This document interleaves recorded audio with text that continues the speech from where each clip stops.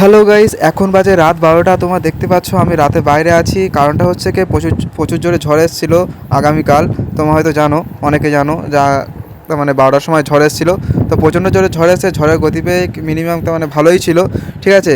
আর উপরে আমাদের তার মানে জামা কাপড় যা ছিল সেগুলো উড়ে যাওয়ার ভয়তে আমি একটু উপরে গিয়েছিলাম, ঠিক আছে। উপরে গিয়ে সব কিছু ঠিকঠাক করলাম। করার পরে তোমাদেরকে দেখাই উপরে এসেছি।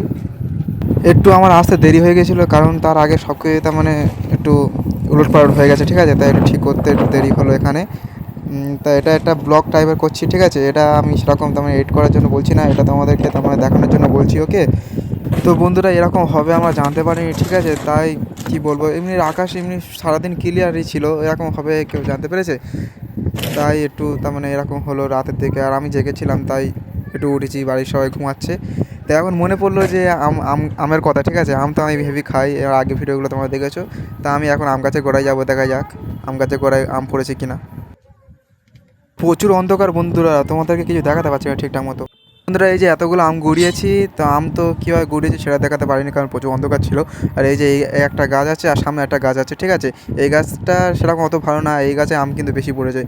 আর যে গাছটা তো মানে ভালো আম গাছ, সেই গাছটা সামনের দিকে, ওই গাছে আম অতটা পড়েনি। তাও আরেকবার গিয়ে দেখে আসা যাক।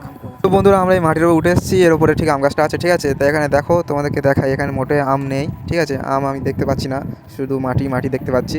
আম এখানে থাকার কথা, কিন্তু আম পড়েনি। আর এই গাছটা সম্পর্কে তোমরা তো জানো না, এই গাছটা একটু তো মানে ভুতুড়ে টাইপের।